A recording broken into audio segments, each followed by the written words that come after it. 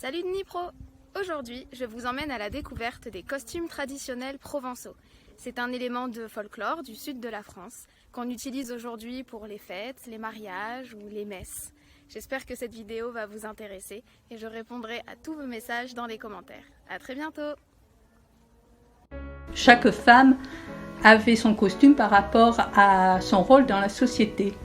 Donc la paysanne était vêtue plutôt avec de gros tissus bien solides, des gros jupons, des bas épais, une coiffe qui maintenait bien les cheveux pour les protéger et surtout toujours son grand chapeau de paille.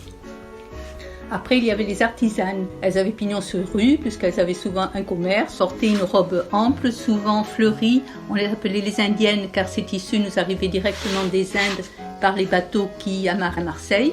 C'est comme ça d'ailleurs que la grande peste est arrivée, c'était dans les rouleaux de tissu. Elles avaient aussi un fichu fleuri ou en mousseline blanche et une coiffe beaucoup plus travaillée, un tablier de soie. Ensuite, il y avait la bourgeoisie ou la petite noblesse.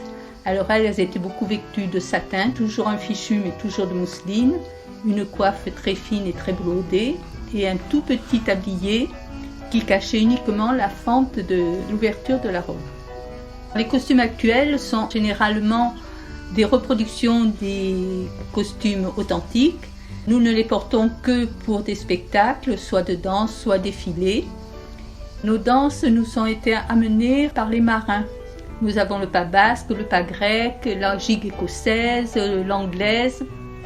Dans tous les pays, ils apprenaient des danses et nous ont ramené donc ces pas qui sont des pas très compliqués qui ressemblent un petit peu aux danses classiques. Avec ça, nous avons aussi des danses paysannes telles que le rigodon, avec rien que des petits sauts, des pas de polka.